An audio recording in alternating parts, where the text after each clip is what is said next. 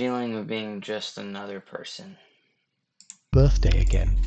You got a few texts from people you care about. Wish there were more, but it's fine. You're done celebrating it, however that looked. But now it's 2 a.m. and you're lying awake doing math in your head.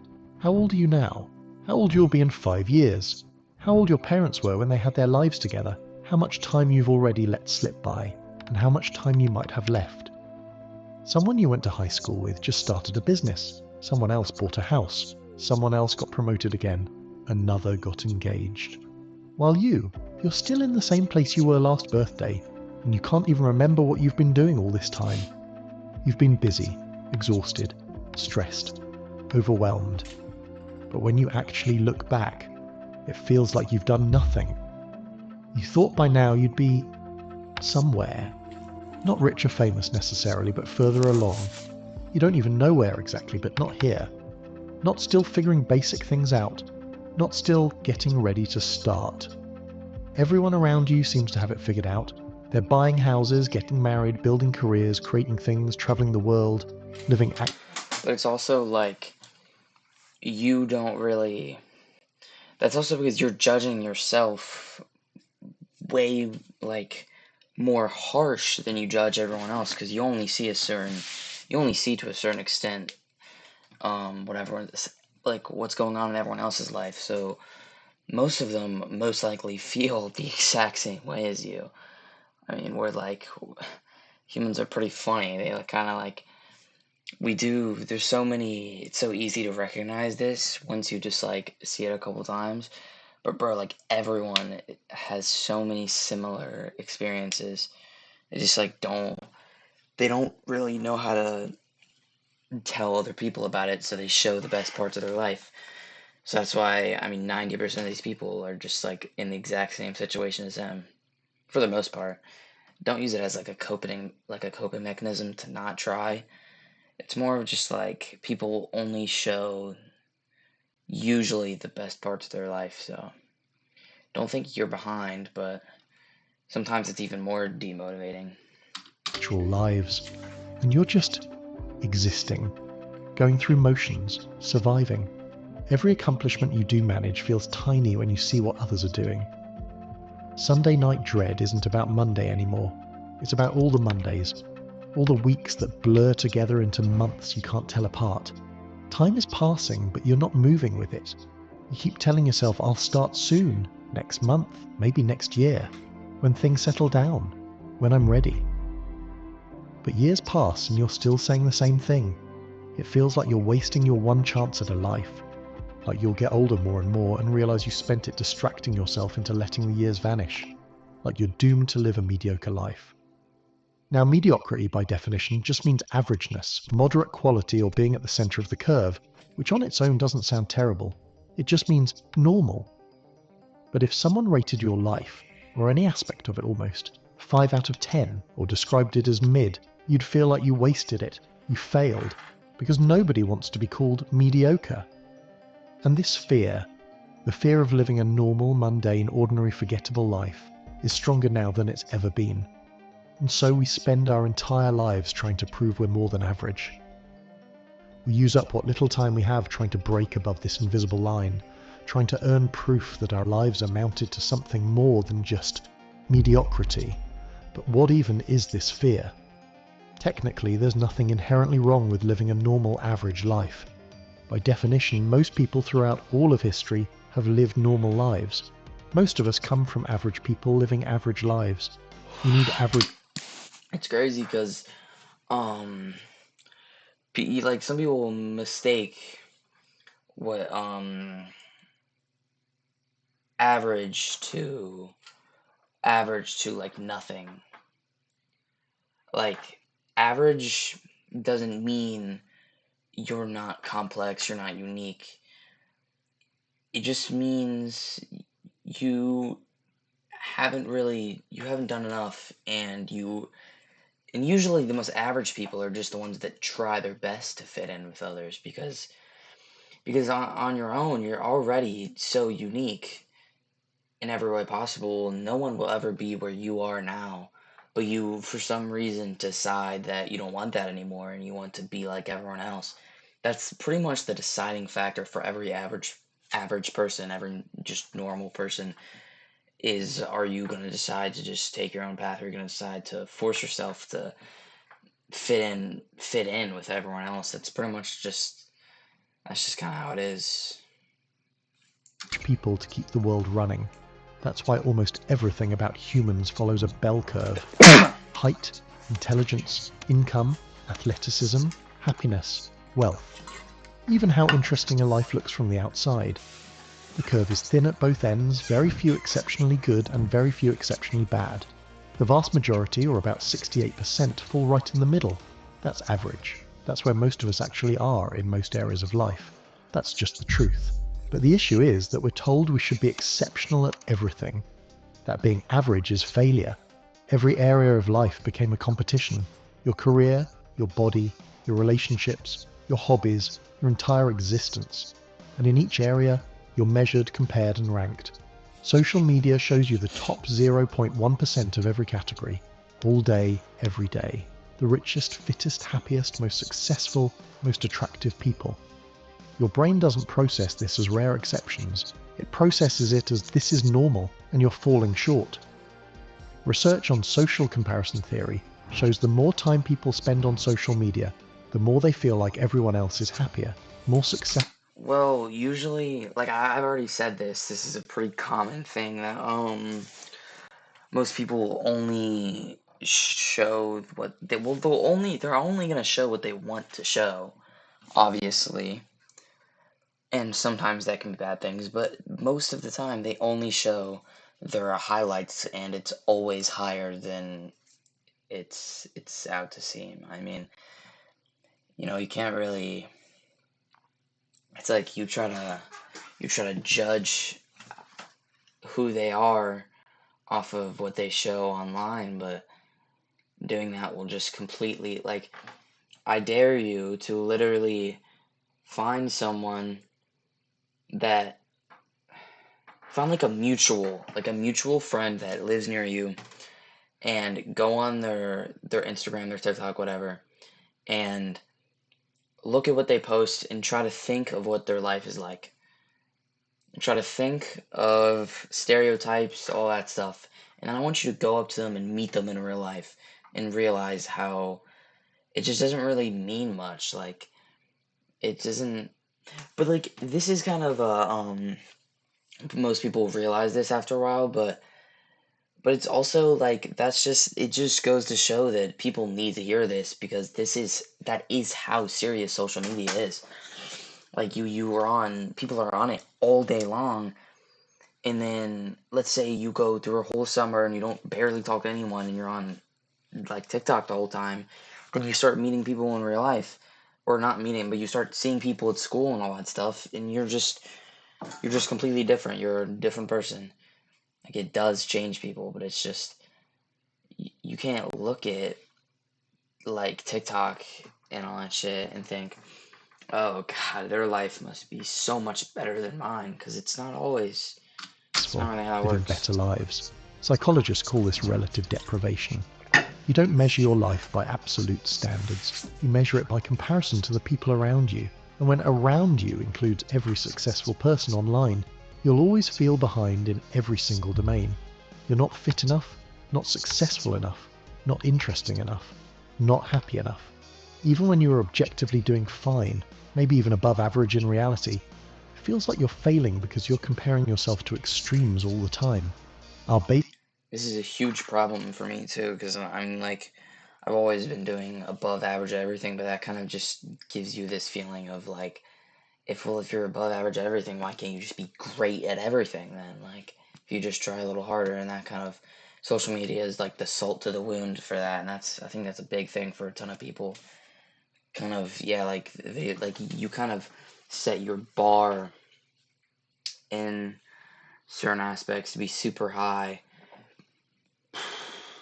It just kind of blows your life out of proportion, and then you slowly overthink and lose where you want to go. baseline for normal warped completely. Exceptional became expected. Even when you do accomplish something, it doesn't satisfy. It does feel good for a moment, and then you rebuild an even higher baseline. The mathematical reality we ignore is that for every 100 people trying to be in the top 1%, only one will make it. That's what 1% means. The other 99 will fail by definition. Because no one can ever be exceptional at everything. To become truly great at one thing, you need enormous time and energy. Years, maybe decades. And since none of us have infinite time, being exceptional at one thing almost always means being average or below average at everything else. Look at anyone truly exceptional. Olympic athletes whose personal lives are disasters. Brilliant CEOs who are terrible parents. Famous artists who can barely function socially. Academics who never left their university town. Everyone sacrifices something. The 10 richest men in the world have been divorced 13 times combined. That's not coincidence. Becoming exceptional in one domain requires sacrificing others. Yet, we've been sold this lie that exceptionalism should be standard, that being better than 99% is what's expected. We created this tyranny where you must constantly prove you're special. We forget that better than 99% is, by definition, rare. Being average used to be fine. For most of history, most people were average and that was acceptable. You worked, had family, lived in your community. Yeah, it's also like what you give value to, because if you give everything a percentile value, as in you start comparing yourself, because that's kind of what it means. Like, people around you are already going to do that, but like I said earlier, the social media is just a salt to the wound. It's like you start comparing yourself to these people, you're alone and you're comparing your own life to what other people show online, and it's like not even fair, and you kind of get this fake persona that you need to be a top 0.1%. You need to be great at everything you do, and it's not, it doesn't really make sense, because when you go onto the real world, like, you'll realize you're most likely doing fine or you're above average. It's just you can't really give value to those things you see online. You can't give value to everything you see. You have to stay true to what you actually want to accomplish and try to become the best you can at that, instead of focusing on what everyone else is trying to do and trying to one up them, trying to get better than what they are doing at that. Died, and that was a complete life. But now average feels like you wasted your existence. The fear isn't just, I'm average. It's, I'm average, which means invisible, which means my life is meaningless, which means I'll die like I never existed. What scares us isn't being statistically average. It's living a life that feels meaningless to you. A life lacking personal purpose. A life where you're just going through motions, surviving day to day, never choosing anything for yourself. It's reaching the end and realizing you never tried to live the life you wanted, that you spent your one existence building someone else's dream, that you wasted your shot. That's the mediocrity we try to avoid, a life you don't care about, chosen by default, not intention. Psychologists Ryan and Deci distinguish between intrinsic goal, things you genuinely want, and extrinsic goals, things you think you should want. And most people spend their lives chasing extrinsic goals. Get the degree, get the job, get the house, get married, have kids, climb the ladder. And when you do... Okay, so he's saying that people chase these things because since other people, this is literally just trying to almost fit in to not live an average life. And that's what I mean. That's literally what I was saying, is giving value to the wrong things. You see other people do this, you see online, you see friends, you see real life, you see all of these people who you think are above average or you think are this or that. They are going to, maybe the people around you, they are all like, I'm going to college, I'm going to this college, I'm going to that, I'm doing this, I'm doing that. And you think, okay, if I do this, then I won't be the average person. I'll be the above average person. But you're just giving value to things that don't inherently mean you're above average. I mean, everyone goes to school, most people get around the 70s to 80s mark, and that's what you're trying to achieve, slightly above that. And it's like, is that really what you want, you care for? Is just what everyone else is trying to go for? And now, before people come at me, this is actually a big thing too. People try to do the opposite of that for no reason. Like they see like traders, for example, day traders, they just make hella money. Some people want to do it just because, and they don't really care. Like, they actually have real passions they want to do. I've seen this before, this happen. Like, people do this with other things too, but there's stuff like day trading is a good example. They see people online making millions of dollars, and they think, if I do this and I make millions of dollars and I can post online all this shit, then I'll be above average. And I'm like, no. No. Do what you want to do. If you think that those things make you above average, you're wrong. Okay? If you do what you genuinely want to do, no matter what it is, you do what you genuinely want to do, then you are in the top 0.1%. That's what it means to not be average. That's what it actually means. It doesn't matter what you could say. Like I just explained, you could say going to college was average. You could say doing the opposite just to do the opposite, so you're not average, is the average. So it's like, just forget about it. I mean, everything online is like, this is trash, doing this is average, that fits trash, and it's like, who cares? Do what you want. Get them. If you're lucky enough, their charm doesn't last. So you feel like you wasted your life even when you've succeeded by every conventional measure. Because success in a life you didn't choose still feels like failure. Exactly, that's what I'm saying. Meanwhile, time itself is working against you. When you were a kid, summers felt endless. A year felt like forever. But now entire years disappear in what feels like weeks. Time feels like it's speeding up more and more. Previous generations had clear milestones. Graduate at 22, married by 25, house and kids by 30. Today those milestones are delayed, impossible, or culturally optional. Without them, you always feel like you're falling behind because there's no clear standard for enough, and that scares you. This fear isn't about productivity, it's about mortality. Ernest Becker's Denial of Death argues that humans are the only animal that knows it will die. We can't handle that knowledge. We create immortality projects, accomplishments, legacies, things that will outlast us. When you say I've done nothing, you mean I will leave no trace. The fear is that you won't matter, that when you're gone it will be as if you never existed. Achievements become symbolic immortality. If you build something, create something, accomplish something, maybe you'll be remembered. Maybe your life will have meant something. Viktor Frankl wrote Man's Search for Meaning. His central insight was that meaning doesn't come from accomplishment. It comes from experience, from connection, from how you respond to suffering. You can achieve everything and still feel empty. You're not experiencing your life. You're trying to create a life that will look good when you look back on it. Living for the highlight reel that will play when you're 80 or at your funeral. That moment is hypothetical. It might never come. Even if it does, you won't care then. You'll be dead or too old to care. The only moment that exists is this one. You're wasting it trying to make sure every other one feels okay. The irony is that you will waste your life if you spend it trying not to waste it. The fear of That's exactly what I said. mediocrity is the fear of being human. You want to be special, exceptional, remarkable. Most people are average. That's what average means.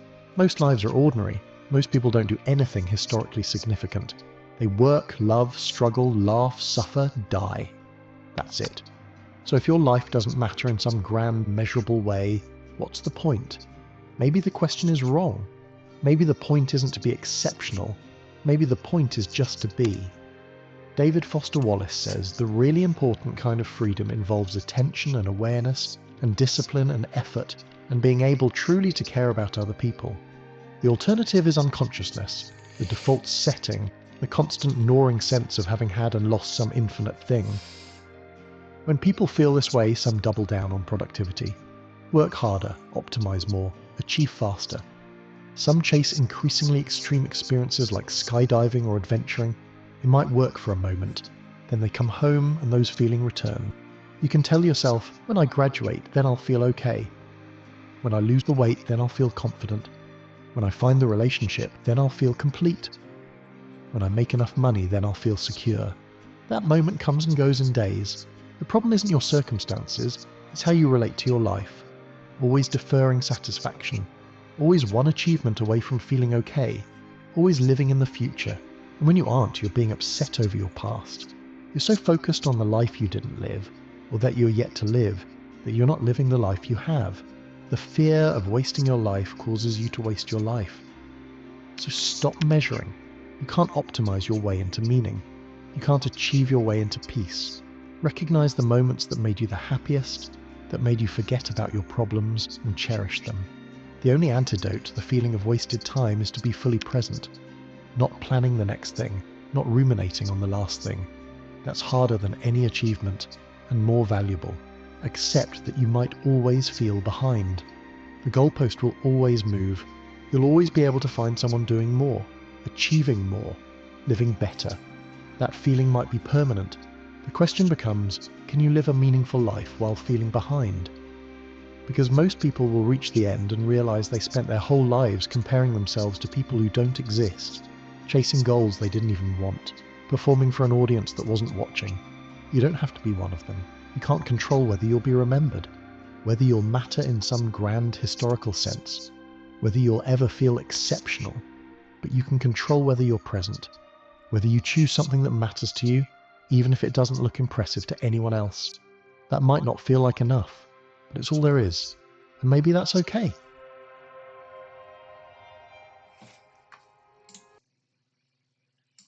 That's a great video.